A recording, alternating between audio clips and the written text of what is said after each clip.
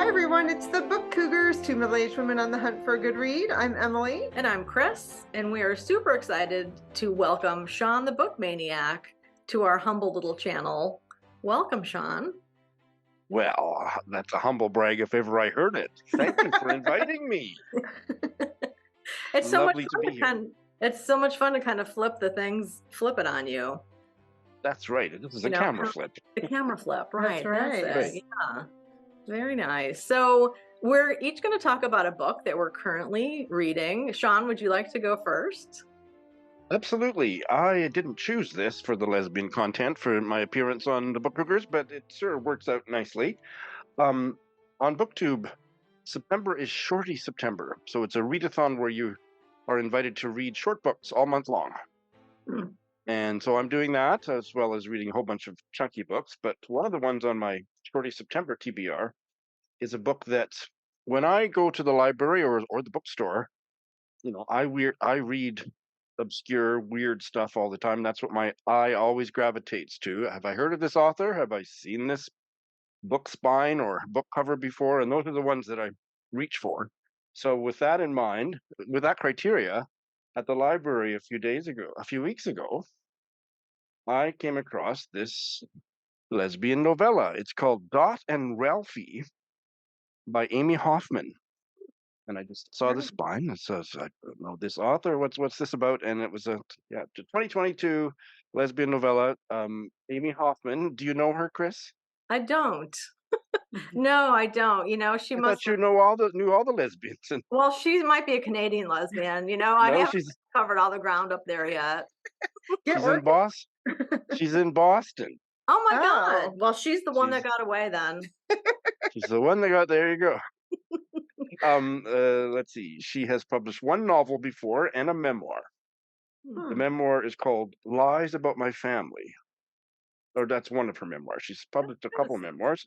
She used to be the editor of the Women's Review of Books. Seems like a very common name, but not to be disparaging to Amy. Yeah. She used to be the editor of the Women's Review of Books. Currently teaches at Emerson College, and this is her novella about an aging lesbian couple. Their names, can you guess what their names are? Dot and Ralphie. And they're both in their late 60s. And things are starting to fall apart a little bit physically for both of them. They're both having medical or health challenges, and they have had a long-term, very queer relationship, perhaps polyamorous, a whole bunch of just really out there queer lives. And now they're getting to the stage of life where they're having to deal with things that people who get older have to deal with. So as the story opens, Ralphie, she's the butch one. She has injured her knee at work. She works for Public Works, a real physical manual labor job. Ralph Dot is a librarian. And I'd like to read you the opening sentence. It just kind of sets the tone for the book. And when I read the opening sentence, I knew I had to read this book. There's Ralphie. She's stuck on the living room couch, wearing her safety orange Boston Department of Public Works hoodie and a huge pair of pink satin boxers, decorated with red hearts. A joke gift from Dot last Valentine's. But they're easier to pull on over her knee brace than anything else in her dresser. And she likes the feeling of the slick material against her bare butt. Dot and Ralphie, I'm about a quarter of the way through it. Quite enjoying it. Nice. That sounds great. Sounds really good. Yeah, I love, the older lesbian aspect too, because, sometimes like there's so much lesbian YA out there right now geared towards younger people. And I'm starting this round of reading these soccer novels Yes. with featuring lesbians, and those are younger. They're playing soccer and everything, professionally. So it's just great to see some older representation. And I like to read. My favorite protagonists are older women. So yeah, having a good time with it. Well, and you mentioned a reading challenge. There's also Sapphic September, and then also Spinster September. That's right. Or two other hashtag reading challenges going around. They're going around, yeah. So you're checking off So, all the boxes, Sean. well, I don't know about Spinster yet, but certainly the other two, yeah. Yeah. And I'm sure I would be able to find a book that would check all the boxes. Nice. I can certainly relate to the body parts starting to go too, I have to say. Like getting older, ain't for the faint of Yeah, heart. Yeah. even in my late 20s, early 30s, things are starting to fall apart. Well, I'm reading Mother Country by Jacinda Townsend. This book is out from Grey Wolf Press, which is an independent publisher out of Minnesota. Yeah. And we got this book in Book Cougars headquarters about a year ago, I'm embarrassed to say. And I love the cover. I've taken it home several times, but then it kind of, got buried in the TBR. And I just saw with the most recent Mark Twain House newsletter that it's shortlisted for their American Book Award, which is the Mark Twain Award is for people who are writing about an interesting American voice, as Mark Twain did. So it's about a young woman who goes to Marrakesh on holiday and ends up adopting a child and bringing her back home to raise her in Louisville, Kentucky, to find out that the baby actually has a mother who was trafficked as a teenager, and their lives become intertwined. And I'm not sure where the story goes, but I'm anxious to find out. It's blurred Wow, that's and gay on the back. It says, an absolute marvel of a book. Jacinda Townsend is dazzling as she transports the reader to a different time and place. Yeah. that sounds incredible. Sounds really good. I thought of you, Sean, because I know you like to read books that help you learn about another culture. And I think Absolutely. quite a bit of it takes place in Marrakesh or Mauritania and some other places. And then Louisville, Kentucky, which is a place that I'm pretty familiar with in my Ohio days. So I am trying to remember the last time I've seen a book cover, a contemporary book cover that showed anybody smoking. yeah, Right? right? Yeah. Yep. I don't know. There's something about the cover that I love. I'm not a smoker, Yeah. but I just think it's really compelling. And it's got that blue, there's the blue city. Yeah. Is it in Morocco, I think? Or the blue town. Oh, I don't know. It's maybe I don't know about that. yeah, my son visited it. Maybe I'll try to, he sent me pictures when he was there years ago, but The beautiful tile and stuff. Yeah. yeah. So And is this a debut novel? no, I don't believe so. Let's Okay, see. I've never heard No, of she her. also has a book called Saint Monkey, and she teaches at the University of Michigan in Ann Arbor in their MFA program. No lightweight. I don't Very know. interesting. Very cool. Well, I'm sorry. While you were finishing up that, I was being rude and looking at my phone because that's what kids do these days. That's right. But actually, I was pulling up the book that I'm reading, which is Adversity for Sale. I don't know if you can see that. Kind of glary. But this is the subtitle is You Gotta Believe by Jay Jeezy Jenkins, who's a rapper, hip hop artist who I'd never heard of him. This was courtesy of Libro FM's influencer program, where they let you choose from 10 arcs at the beginning of each month, which is really generous. Nice. Yeah. And it's through HarperCollins Leadership. So he's talking about his life. It's kind of a memoir, and it's part of HarperCollins Leadership series, which is something I thought might be interesting because I always love a good leadership book or,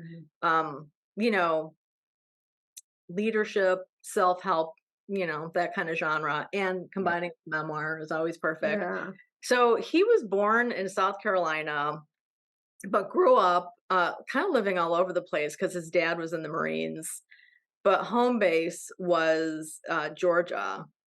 And he started stealing at a young age and got caught at the PX in Okinawa, so they don't take stealing lightly in the Marine Corps or any military branch, I imagine. So he and his mom and two siblings got sent home. Dad practically got court-martialed for that. So then he gets into drugs, not necessarily taking them, but selling them. So how far am I in? I think I'm just over 20% in at this point.